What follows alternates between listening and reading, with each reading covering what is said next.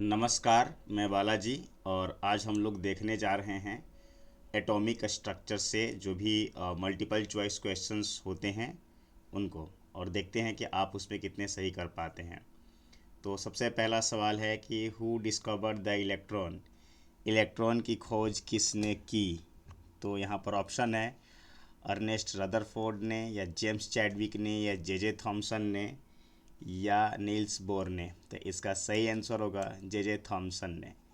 Next जो है अगला सवाल जो है, proton carries which type of charge. Proton पर किस प्रकार का आवेश होता है? पॉजिटिव चार्ज अर्थात धनात्मक आवेश, नेगेटिव चार्ज ऋणात्मक आवेश, न्यूट्रल चार्ज अर्थात उदासीन आवेश, और डबल नेगेटिव चार्ज। तो प्रोटॉन पर जो होता है वो आपका पॉजिटिव चार्ज होता है। तीसरा नंबर सवाल है, बीच पार्टिकल हैज़ नो चार्ज। किस कण पर कोई आवेश नहीं होता है? इलेक्ट्रॉन पर, प्रोटॉन पर, या पॉजिट्रॉन पर, या न्यूट्रॉन पर। तो न्यूट्रॉन पर जो है कोई चार्ज नहीं होता है। Canal rays are associated with the discovery of the which particles. Canal किरणें किस कण की खोज से संबंधित है? तो यहाँ पर होगा आपका आंसर जो होगा वो क्या होगा, प्रोटॉन से संबंधित है। चलिए आगे बढ़ते हैं हम लोग। Which scientist discovered the neutron. Neutron की खोज किस वैज्ञानिक ने की थी? क्या वो जे थॉमसन ने की थी, या रदरफोर्ड ने, जेम्स चैडविक ने, या जॉन डाल्टन ने?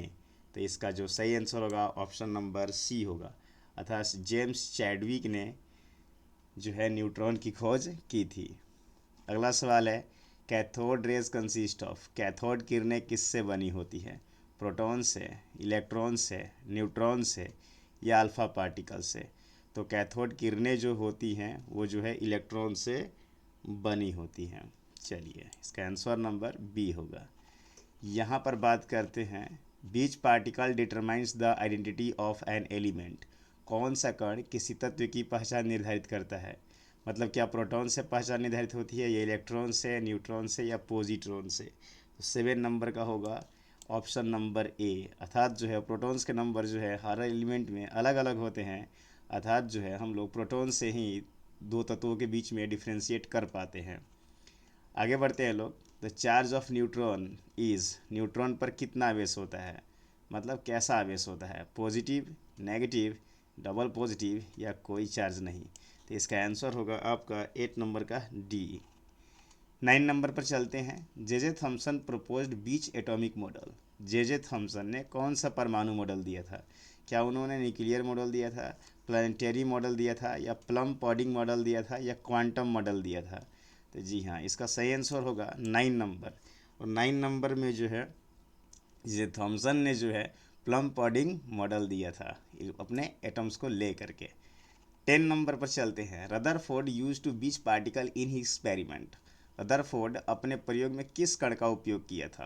क्या उन्होंने बीटा पार्टिकल्स का प्रयोग किया था, इलेक्ट्रॉन का, प्रोटॉन का, या अल्फ़ा पार्टिकल्स का? तो इसका सही आंसर होगा आपका अल्फ़ा पार्टिकल्स का उपयोग उन्होंने किया था। 11 नंबर सवाल पर चलते हैं। Who gave the nuclear model of atom. परमाणु का नाभिकीय मॉडल किसने दिया था? नील्स बोर ने, डाल्टन ने, रदरफोर्ड ने, या चैडविक ने? तो इसका आंसर होगा रदरफोर्ड। जी हाँ, रदरफोर्ड जो थे उन्होंने ही न्यूक्लियस को ढूंढा था एटम्स के अंदर अल्फ़ा पार्टिकल्स का यूज़ करके। In the Thomson model electrons are embedded in. Thomson model में इलेक्ट्रॉन किस में धंसे होते हैं? क्या वो नेगेटिव स्फीयर में धंसे होते हैं, या पॉजिटिव में, या न्यूक्लियस में, या वैक्यूम में? तो इसका मतलब है यहाँ पर पॉजिटिव होगा, अर्थात जिसे थॉमसन ने कहा था कि एटम जो होता है इट इज़ अ चार्ज, जो है ये पॉजिटिव चार्ज का क्या होता है, गोला होता है, और उसमें इलेक्ट्रॉन्स क्या होते हैं, धंसे होते हैं। 13 नंबर पर चलते हैं। 13 नंबर में जो सवाल है इसमें दिया है, most of the space in atom is. परमाणु का अधिकांश भाग कैसा होता है? Field with the electrons, field with protons, या खाली होता है, या फील्ड विद न्यूट्रॉन्स? तो 13 नंबर का जो आंसर होगा वो सी होगा, अर्थात जो है परमाणु का अधिकांश भाग खाली होता है। यहाँ पर चलते हैं लोग। Rutherford's experiment prove that the nucleus is. Rutherford के प्रयोग ने क्या सिद्ध किया था कि नाभिक कैसा होता है? Very large, negatively charge, neutral, या स्मॉल एंड डेंस? तो 14 नंबर का जो आंसर होगा वो आपका हो गया आंसर नंबर डी। अर्थात रदरफोर्ड के अनुसार उन्होंने कहा था कि परमाणु का जो नाभिक होता है वो छोटा होता है और सघन होता है। आगे बढ़ते हैं हम लोग 15 नंबर पर। बीच रे was use by the J Thomson. J Thomson ने किस किरण का उपयोग किया था एक्सपेरिमेंट के लिए? क्या उन्होंने कैथोड रेस का यूज़ किया था, एक्सरे का यूज़ किया था, अल्फ़ा रेस का यूज़ किया था या गामा रेस का? तो 15 नंबर का जो आंसर होगा वो होगा ऑप्शन नंबर ए।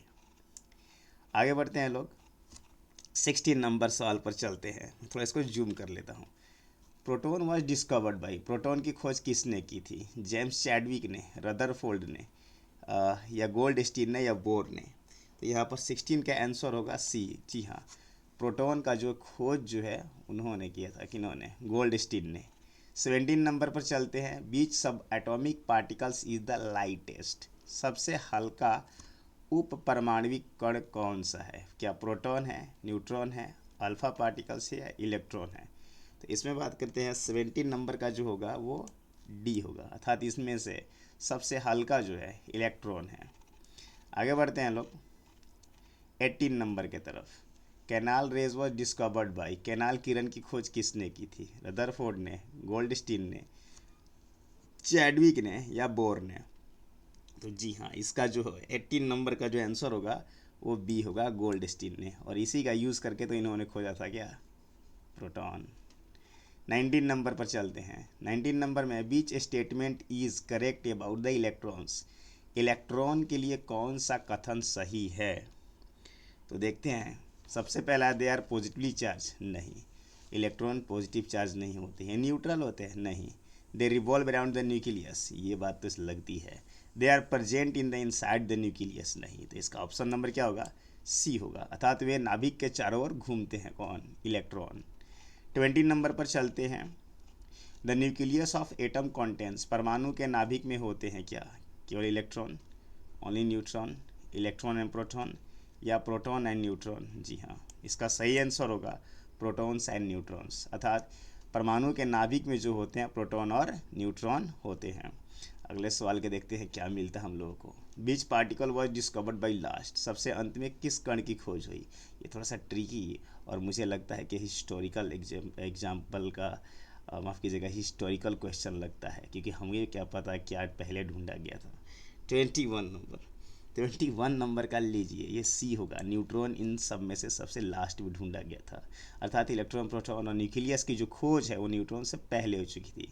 आप इसको सीरियसली मत लीजिएगा। 22 नंबर पर चलते हैं। अल्फ़ा पार्टिकल्स आर, अल्फ़ा कण होते हैं negative charge, neutral, positively charge या अनचार्ज्ड? तो जी, सबसे पहले बात करते हैं तो अल्फ़ा कण जो होते हैं वो धनावेशित होते हैं, धनात्मक आवेशित होते हैं। 22 नंबर का आंसर सी होगा। The atom as whole, the atom as a whole as मतलब संपूर्ण परमाणु होता है, कैसा होता है? पॉजिटिवली चार्ज होता है या नेगेटिवली चार्ज होता है या न्यूट्रल होता है? तो जी, इसका आंसर 23 नंबर का सी होगा, क्योंकि इसमें equal numbers of positive and negative charge अर्थात इलेक्ट्रॉन्स एंड प्रोटॉन्स होते हैं, इसीलिए जो है परमाणु जो है वो क्या होते हैं? उदासीन होते हैं। बात करते हैं 24 नंबर पर। Which model could not explain the stability of atom, कौन सा मॉडल परमाणु की स्थिरता को नहीं समझा सका? कौन? मतलब रदरफोर्ड ने, बोर मॉडल ने या मॉडर्न मॉडल ने या क्वांटम मॉडल ने? 24 नंबर में जो जी इसका जो होगा इन्होंने नहीं बता पाए थे। रदरफोर्ड जो है फेल हो चुके थे अपने एक्सपेरिमेंट करने के बाद भी। 25 नंबर पर चलते हैं। The centre of an atom is called, मतलब ये फेल हुए थे कि मॉडल उनका स्थिर नहीं था, ऐसा नहीं कि उन्होंने कुछ गलत बता दिया, मतलब कि उन्होंने परमाणु की स्थिरता को नहीं समझा पाया था बस। 25 नंबर पर चलते हैं। The centre of an atom is called, परमाणु के केंद्र को क्या कहते हैं? ऑर्बिट कहते हैं, सेल कहते हैं, इलेक्ट्रॉन्स कहते हैं, न्यूक्लियस कहते हैं?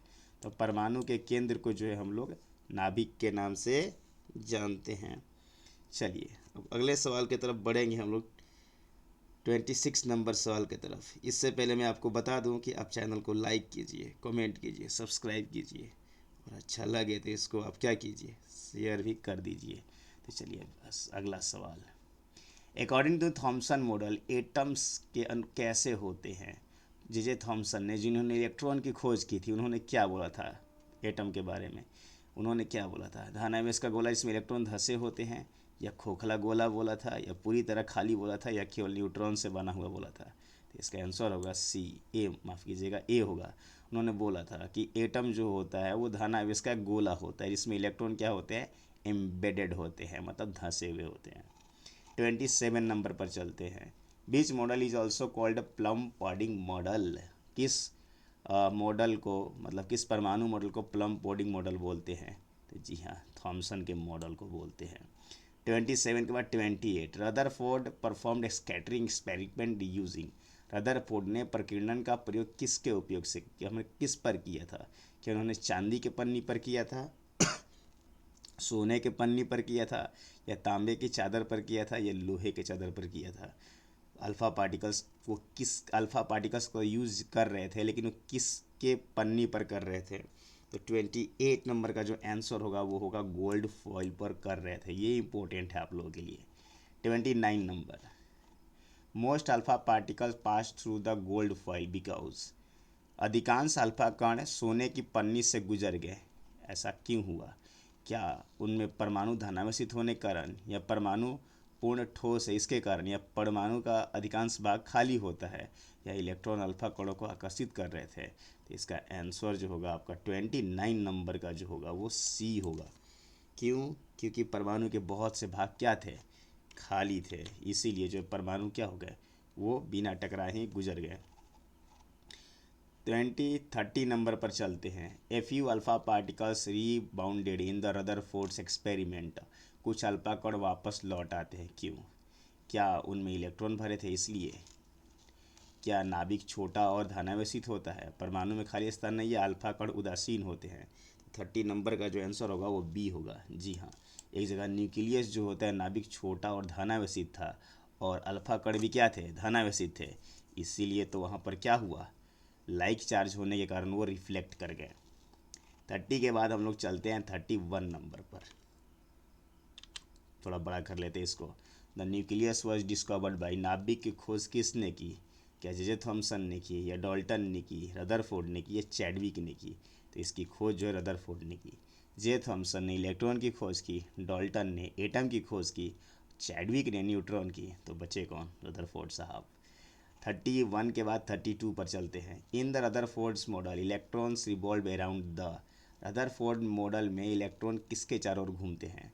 क्या वो न्यूट्रॉन के चारों ओर घूमते हैं, पॉजिटिवली चार्ज न्यूक्लियस के चारों तरफ घूमते हैं, या प्रोटॉन्स के चारों तरफ घूमते हैं, या निर्वात में घूमते हैं? तो इसका आंसर क्या होगा, इसका आंसर होगा 32 का बी, पॉजिटिव चार्ज न्यूक्लियस के चारों तरफ इलेक्ट्रॉन घूमते हैं। इन्होंने किसने बोला, तो रदरफोर्ड ने बोला था। 33 नंबर सवाल की तरफ चलते हैं। Which particle was used in the Rutherford experiment. Rutherford ने अपने प्रयोग में किस कण का उपयोग किया था? तो अल्फा कण का प्रयोग किया था। अब चलते हैं नील्स बोर साहब की तरफ। According to Bohr electrons revolve in the. Bohr के अनुसार इलेक्ट्रॉन घूमते हैं रैंडम पथ्स पर, स्ट्रेट लाइन पर, या फिक्स्ड ऑर्बिट में, या न्यूक्लियस में? तो 34 का आंसर होगा सी, फिक्स्ड ऑर्बिट में, निश्चित कक्षाओं में जो है वो क्या करते हैं, इलेक्ट्रॉन घूमते हैं। किन्होंने बोला था, नील्स बोर ने। आगे बढ़ते हैं 35 नंबर के तरफ। तो 35 में चलते हैं। किस मॉडल ने परमाणु की स्थिरता को समझाया था? थॉमसन ने, या रदरफोर्ड ने, या डाल्टन ने, या बोर ने? तो बात करते हैं 35 नंबर का जो है आंसर होगा आपका डी। जी हाँ, बोर साहब ने लास्ट में बोला कि देखिए अब आपकी परमाणु क्या हो गई, स्थिर हो गई, स्टेबिलिटी को प्राप्त कर लिया है इस नियम के अनुसार। 35 के बाद हम लोग चलते हैं 36 पर। बोला जा रहा है the maximum number of electron in the के सेल। के कोष में अधिकतम इलेक्ट्रॉन कितना होता है? तो के एल एम बात करेंगे तो इसमें जो है 2 मैक्सिमम होते हैं, मतलब अधिकतम इलेक्ट्रॉन इसमें 2 होते हैं।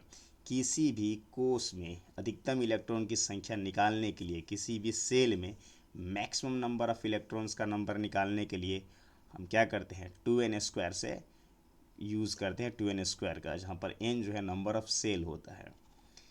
बीच shell is the nearest to the nucleus. तो न्यूक्लियस के सबसे नज़दीक कौन है, एल है, एम है, एन है, या के है? तो ये जो है के होगा, इसका आंसर 37 नंबर का डी होगा। आगे बढ़ते हैं। The second shell of atom is called, परमाणु के दूसरी कोष को क्या कहते हैं? तो उसको एल सेल के नाम से जानते हैं। देखो, पहले वाले को के, दूसरे वाले को एल, तीसरे वाले को एम और चौथे को एन के नाम से जानते हैं। बात करते हैं Bohr's model is based on, bore का जो मॉडल था वो किस पर आधारित था? नील्स बोर ने वो किस मॉडल पर आधारित बातें बोली थी? क्या उन्होंने निश्चित ऊर्जा के स्तरों पर बोला था, अनियमित गति पर बोला था, ठोस गोला के सिद्धांत पर बोला था, या नाभिक रहित अवधारणा पर बोला था? तो 39 नंबर का ऑप्शन होगा ए नंबर। उन्होंने बोला था फिक्स्ड एनर्जी, अर्थात उन्होंने कहा था कि हर सेल का जो है क्या होता है, एक फिक्स्ड एनर्जी होता है जिसमें इलेक्ट्रॉन्स क्या करते हैं, घूमते हैं। 30 के बाद हम लोग चलते हैं 40 नंबर सवाल की तरफ। रदरफोर्ड मॉडल के बारे में कौन सा कथन सही है? Atom in invisible, electrons embedded in the positive charge, atom has a central nucleus, या एटम कंटेन्स ओनली इलेक्ट्रॉन्स। इसका आंसर होगा आपका सी, अर्थात परमाणु में केंद्रीय नाभिक होता है जिसके चारों तरफ इलेक्ट्रॉन्स घूमते हैं। वो किन्होंने बोला था? रदरफोर्ड साहब ने। आगे बढ़ते हैं। 40 के बाद हम लोग चलते हैं कहाँ पर? 41 नंबर पर। The positive charge of an, माफ़ कीजिएगा, the positive charge of atom is concentrated in, परमाणु का धनात्मक आवेश केंद्रित होता है कहाँ पर? सेल में, इलेक्ट्रॉन्स में, एम्प्टी स्पेस में, या न्यूक्लियस में? तो ये जो होगा आपका ऑप्शन नंबर डी होगा, 41 का डी। आगे बढ़ते हैं 42 नंबर पर। किस वैज्ञानिक ने क्वांटित ऊर्जा के स्तर दिए थे? थॉमसन ने, रदरफोर्ड ने, डाल्टन ने, या नील्स बोर ने? इसका आंसर होगा Niels Bohr, option number D. 42 के बाद चलते हैं 43 नंबर पर। बोला जा रहा है in Bohr's model electrons don't lose energy while revolving in, Bohr model में इलेक्ट्रॉन किसमें घूमते समय ऊर्जा नहीं खोते हैं? तो फिक्स्ड ऑर्बिट में घूमते समय ऊर्जा नहीं खोते हैं। 43 के बाद चलते हैं हम लोग 44 पर। Rutherford's model fail to explain, Rutherford किस मॉडल को नहीं समझा पाए थे? नाभिक की उपस्थिति को, अल्फा कणों के प्रकीर्णन को, या परमाणु की स्थिरता को, या नाभिक का धनात्मक आवेश को? तो इसका आंसर होगा आपका सी नंबर, वो स्टेबिलिटी के बारे में एक्सप्लेन नहीं कर पाए थे। 45 नंबर, which shell can hold the maximum number of 8 electrons, कौन सी कोष में अधिकतम 8 इलेक्ट्रॉन होते हैं? तो ये होगा आपका एल सेल में, मतलब दूसरी सेल में। 45 के बाद 46 पर चलते हैं। अल्फा पार्टिकल्स आर, अल्फा कण कैसे होते हैं? क्या ये नेगेटिव चार्ज होते हैं, न्यूट्रल होते हैं, पॉजिटिव चार्ज होते हैं, या अनचार्ज होते हैं? तो ये होते हैं आपके पॉजिटिव चार्ज्ड। 46 के बाद चलते हैं 47 नंबर पर। Atom is mostly empty according to, किन्होंने कहा था? परमाणु अधिकांशतः खाली है, ये किसने बताया था? तो उन्होंने बोला था रदरफोर्ड साहब ने। 47 के बाद चलते हैं हम लोग 48 पर। Which model compared atoms to solar system, किन्होंने कहा था कि परमाणु की तुलना सौरमंडल से की थी? क्या थॉमसन ने की थी, रदरफोर्ड ने, डाल्टन ने, या मॉडर्न मॉडल में बोला गया बात? तो 48 नंबर का जो होगा वो रदरफोर्ड ने ही बोला था। 48 के बाद हम लोग चलते हैं 49 पर। Fixed path of the electrons are called, इलेक्ट्रॉनों के निश्चित पथ को क्या कहते हैं? न्यूक्लियस, प्रोटॉन, ऑर्बिट्स, या रेज? तो इसका आंसर होगा ऑर्बिट्स। क्लियर है? 50 नंबर पर चलते हैं। रदरफोर्ड के मॉडल के बाद कौन सा मॉडल आया था? तो रदरफोर्ड के बाद बोर मॉडल आया था, मतलब नील्स बोर आए थे। वो बोले थे भैया हम तुम्हारा काम कर देंगे आसान, मतलब हम आपके प्रॉब्लम को सॉल्व कर देंगे। चलते हैं हम लोग आगे 51 नंबर क्वेश्चन से शुरुआत करेंगे। आपको इंटरेस्टिंग लग रहा होगा। अगर आपको कहीं पर भी डाउट है तो आप हमें कमेंट कर सकते हैं, मुझे खुशी होगी। आगे बढ़ते हैं। The maximum number of electron in L shell, तो एल सेल में मैक्सिमम 8 इलेक्ट्रॉन्स होते हैं। एल सेल में जो है अधिकतम 8 इलेक्ट्रॉन्स होते हैं। Atomic number represent the number of, परमाणु क्रमांक कौन क्या दर्शाता है? क्या वो न्यूट्रॉन्स को दर्शाता है, इलेक्ट्रॉन्स को दर्शाता है, या प्रोटॉन्स को, या न्यूक्लियस को? तो जी हाँ, ये प्रोटॉन को दर्शाएगा। परमाणु क्रमांक अर्थात एटॉमिक नंबर जो है वो क्या करता है? प्रोटॉन्स के नंबर को दर्शाता है किसी भी एटम में। 52 के बाद हम लोग चलते हैं कहाँ पर, 51 हो गया था जी। 51 के बाद चलते हैं 52, 53। Mass number is equal to, द्रव्यमान संख्या बराबर होता है किसके, प्रोटॉन न्यूट्रॉन के, इलेक्ट्रॉन प्रोटॉन के, ओनली न्यूट्रॉन के या ओनली प्रोटॉन के। तो प्रोटॉन और न्यूट्रॉन के संख्याओं के योग को द्रव्यमान संख्या के नाम से जानते हैं। 53 का ऑप्शन नंबर ए होगा। 54 पर चलते हैं। वैलेंसी ऑफ ऑक्सीजन, ऑक्सीजन की संयोजकता कितनी है, तो 1 है, 2 है, 3 है या 4 है, तो ये 2 है। क्यों कि जो हम लोग इसका इलेक्ट्रॉनिक विन्यास करते हैं, एटॉमिक नंबर 8 है तो 2 और 6 होगा, और ये 6 अपना अष्टक पूरा करने के लिए 2 इलेक्ट्रॉन ग्रहण करेगा, अर्थात इसकी वैलेंसी 2 है। ये कभी और बात कर लेंगे हम लोग इस पर। 54 के बाद हम लोग 55 पर चलते हैं। सोडियम, जी हाँ, सोडियम 11 जिसका एटॉमिक नंबर है का इलेक्ट्रॉनिक विन्यास क्या होगा, 281 होगा, 282 होगा, 263 होगा या 272 होगा। तो इसका जो इलेक्ट्रॉनिक विन्यास होगा वो आपका 281 होगा, अर्थात ऑप्शन नंबर ए सही है। Which shell is the filled first, सबसे पहले कौन सी कोष भरती है, तो वो भरता है आपका के सेल। चलिए बात करते हैं 56 के बाद 57 नंबर पर। वैलेंसी ऑफ नियॉन, नियॉन की वैलेंसी क्या होती है, 1, 0, 2 और 8, तो ये 0 होगा, क्योंकि नियॉन की जो एटॉमिक नंबर होता है वो आपके 10 होते हैं, और वो क्या करता है, जब उसका हम लोग इलेक्ट्रॉनिक कन्फिग्रेशन अर्थात इलेक्ट्रॉनिक विन्यास करते हैं तो 2, 8 मिलता है, और इसकी संयोजकता क्या हो जाती है, 0। 57 के बाद हम लोग चलते हैं 58 पर। नंबर ऑफ न्यूट्रॉन, न्यूट्रॉन की संख्या क्या होगा। ऊपर हम लोग ने देखा था द्रव्यमान संख्या बराबर क्या होता है, प्रोटॉन प्लस न्यूट्रॉन। तो इस बार क्या होगा, जब न्यूट्रॉन निकालना हो तो मास नंबर में से हम लोग क्या करेंगे, एटॉमिक नंबर को सब्ट्रैक्ट कर लेंगे, तो इसी के साथ हम लोग के नंबर्स ऑफ न्यूट्रॉन निकल जाएंगे। The atomic number of carbon, carbon की परमाणु संख्या कितनी है, तो कार्बन की जो परमाणु संख्या है वो 6 है। Which particle decide the atomic number, कौन सा कण परमाणु क्रमांक को निर्धारित करता है, प्रोटॉन करता है, इलेक्ट्रॉन करता है, न्यूट्रॉन करता है या ऑर्बिट करता है, तो इसका आंसर होगा आपका प्रोटॉन करता है।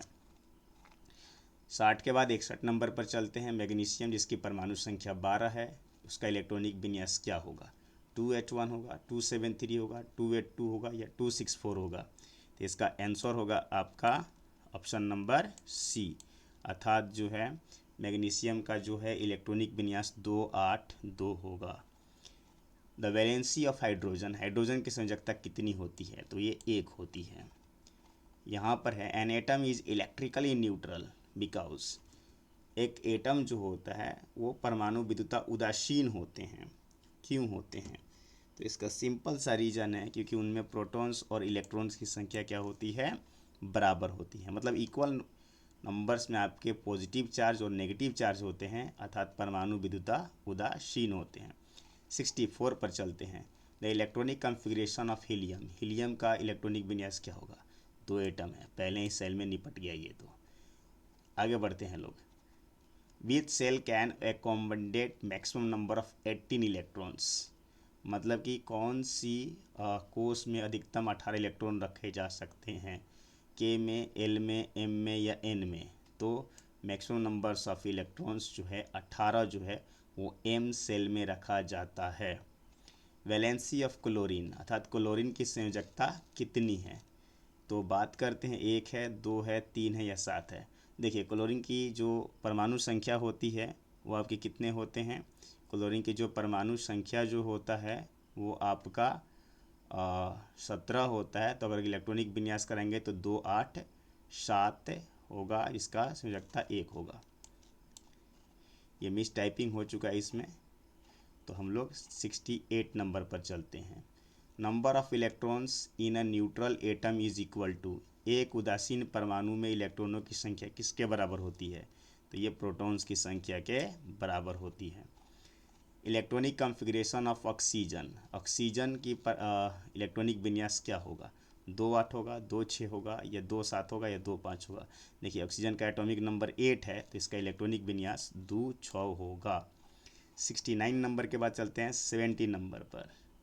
Which shell is represented by N, जहाँ पर एन की वैल्यू 2 है, अगर एन बराबर 2 है तो किस कोष को दर्शाता है, K 1 को दर्शाता है और L 2 को, M 3 को और N 4 को।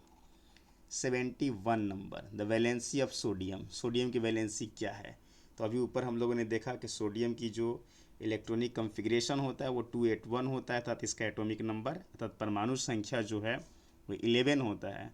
तो इसका जो है इलेक्ट्रॉनिक कॉन्फ़िगरेशन जब कराते हैं तो इसकी वैलेंसी 1 मिलता है हम लोगों को। 71 के बाद चलते हैं 72 पर। Mass number of an atom is always, किसी परमाणु की द्रव्यमान संख्या क्या होती है? तो वो जो होती है वो पूर्ण संख्या के रूप में होती है, अर्थात 72 का जो है आंसर क्या होगा, वो सी होगा। आगे बढ़ते हैं लोग। देखिए सोडियम के जो परमाणु इलेक्ट्रॉनिक कॉन्फ़िगरेशंस हैं वो 281 हैं। तो में सबसे बाहरी कोष कौन सा है? तो के, एल और एम, तो इसका जो आंसर होगा वो एम सेल होगा। 74 number, atomic number is donated by, परमाणु क्रमांक को किस से दर्शाते हैं? ए से, जेड से, एम से या एन से? तो इसको जो है 74 नंबर को हम लोग जेड से डिनोट करते हैं। ए से जो है वो आपके द्रव्यमान संख्या को दर्शाया जाता है। 75 नंबर है, वैलेंसी ऑफ मैग्नीशियम, मैग्नीशियम की संयोजकता होती है कितना? 1, 2, 3 या 4? तो इसका आंसर होगा आपका 2। तो आज भर के लिए बस इतना ही, मिलते हैं अगली वीडियो में, तब तक के लिए धन्यवाद।